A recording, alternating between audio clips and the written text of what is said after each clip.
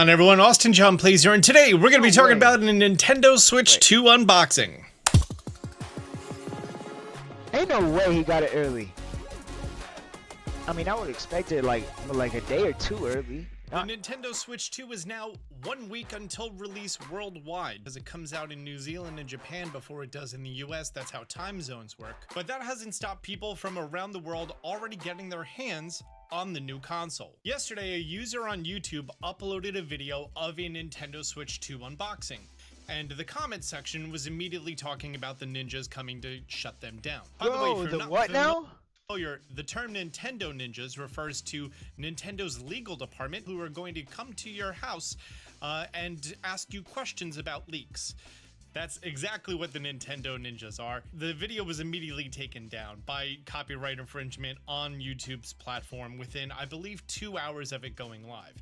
That hasn't stopped other people from getting their hands on the console. But hang on, there's something important to know about getting your Nintendo Switch 2 early. Over on the Nintendo Switch 2 subreddit, we could see here that comrade Pops Culture got himself a Nintendo Switch 2 ahead of time. Why is it blurred? They did pictures of an unboxing that honestly I'm not too sure if I'm allowed to show this. Why not? So I'm just gonna blur this for now. If you want to go ahead it. and search up this post, you can go for that. Alright. Oh wow. Oh wow. I'm gonna risk it. Alright.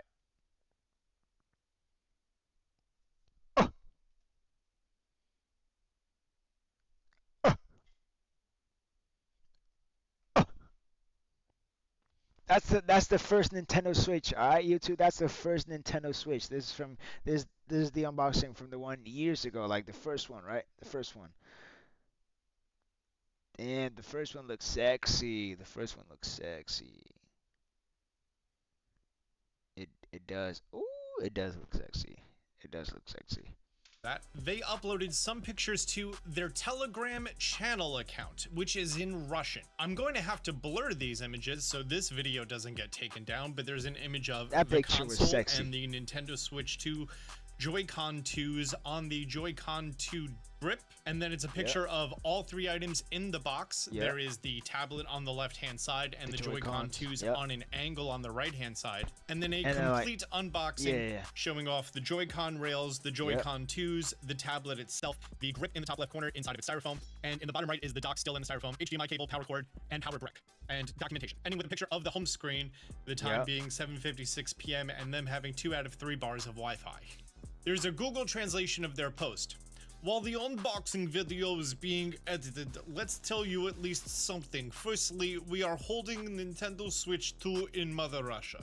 I'm not going to continue doing the Russian voice. Secondly, as soon as you take the box out of your hands, you immediately want to think that the console costs $450 for a reason. The new screen is wow, bright, juicy, 1080p on 8 inches, looks great.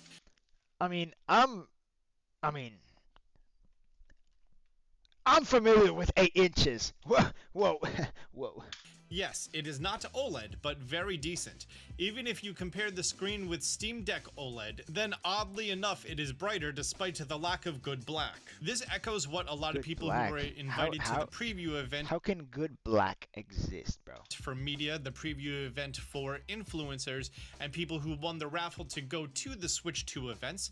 I was not one of them, despite me winning the raffle for the Switch 1 event, which, fun fact, throughout my videos for the last 8 years, you've seen this on my microphone. This is from the Switch 1 preview event. Just a little fun fact there. I also have a little bottle of water, still full of water, and 2 very lightweight, cheap ponchos. And now they get backpacks and water bottles. Pfft. But then again, Nintendo wasn't in a good place when the Switch 1 came out, and now that's different. Everyone who attended the event pretty much says that the Switch 2 feels quality, and coming back to the Switch 1, it feels like a plastic toy. Thirdly, yes, we know the console will be a brick until the 5th, but you know what a cool feeling it is to rummage through the menus a week before the release and all that. By the way, the variable refresh rate, high dynamic range, I don't know this acronym, auto low latency mode, and other fun things are visible in the settings, thanks to Nintendo for allowing us to at least look at them. This is the piece of information I wanted to let you know. Nintendo released a statement talking about the Switch 2 requiring a day one patch.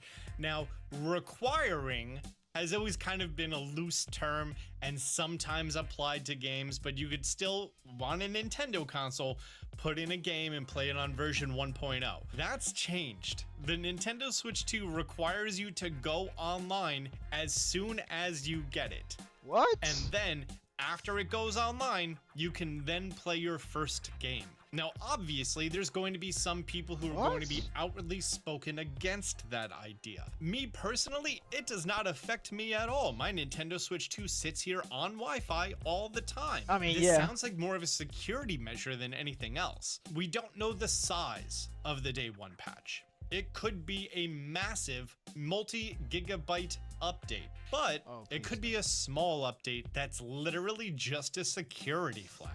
A security flag that in case the Switch 2 got out into the world early, no one would be able to play it until they release that software patch. This goes hand in hand with everything that we've learned, that the press are not going to be receiving review units, because even if they did, they can't play anything until that update goes live. For the last 2 years, Nintendo has been doing a very good job on hang on, I'm gonna come up with a good analogy here, with sending their plumber in to fix those leaks. Games have gotten out earlier and earlier and earlier and earlier, with some of the AAA Nintendo published titles leaking as much as a month early. With most of the games leaking 2 weeks early, especially like the Pokemon and Zelda games, the whole Tears of the Kingdom issue that was going on. Ever since Tears of the Kingdom, they've really been putting an effort to make sure that these leaks are kept to a minimum. That's part of the reason that you cannot pre-order a Nintendo Switch 2 through Amazon, because Amazon was supposedly responsible for sending out games early, for things getting through, and then these games coming out in the wild. The Nintendo ninjas have been doing their job and doing it well. Now, even for the people who may not like the idea that your Switch has to go online for it to start up for the first time, it probably doesn't really affect you. You could be outwardly spoken against the idea of it. You could decide to uproar at the concept of it, but the actual implementation of it is not really interfering with your life at all, especially with a console whose main selling points and features are that it's a system built on the idea of communication and being with other people when you can't be with people. Hence the camera features, built-in microphone, etc. All of these things push toward a console that is built around multiple people having the console and playing the console together. Which requires the internet. Everything requires the internet. If you're watching this video right now, I know you have the internet. I know you have it. Don't you lie to me. Don't lie to me. I just don't. You're watching me right now. You may hear people who complain about the concept of it, but it's not a very large inconvenience in the year 2025. Okay. Just in case you're unfamiliar, about 5 years ago, something happened that required everyone to stay home and just use the internet. Since then, more people have gotten internet, and now internet is very internet. What's the takeaway from this, Austin John? Over the next week, you're going to see people who have the console early, who are going to be posting videos and unboxings of it early. It may get taken down by Nintendo. We love that. Because it's not allowed to be out in the wild. Facts. But the best part about this takeaway is you, Me? average person who is watching this video, who did not get the Nintendo Switch 2 early. It doesn't matter that they got it early because they can't play it. Yeah. I didn't get it early. They can just I can't unbox play it. I'm gonna get it on release day, like you. And on release day, that's when we're gonna play it. Oh, by the way, it turns out that I pre-ordered my Switch 2 at the only GameStop around me. There are multiple GameStops here in New Jersey that are doing midnight launches, but because this one's in a mall, it's not doing a midnight launch. So I, like many of you, are going to be going and calling around my GameStops on the 3rd to ensure the ones that are doing the 3 p.m. pre-order / pre-sales on the 4th. So then I'm going to be canceling my pre-order at the non-midnight one to get it for midnight, to hopefully get an unboxing video for you out on launch day. But it's gonna be dicey, guys. It's gonna be dicey. I'm just excited to play Mario Kart Tour. I've been playing like 40-50 hours of Mario Kart 8 Deluxe a week. in the last month or so. To prepare. I've finished up all my courses, Yoshi, Teddy Buggy, all the way, you know, following the meta, researching things, learning about advanced drifting techniques, soft drifts, and croissants, all the crazy words that they have. And I've been learning about it all because I'm going to be ready for Mario Kart World. If it is as big of a game as I'm hoping that it is, it's going to be a lot of things to discover and play in that game. And for me to cover. Also for me to cover part. Bro, I'm so hungry to work. I'm so hungry. I'm so tired of not making videos and engaging with you guys. When is it finally going to be Austin John season? You know?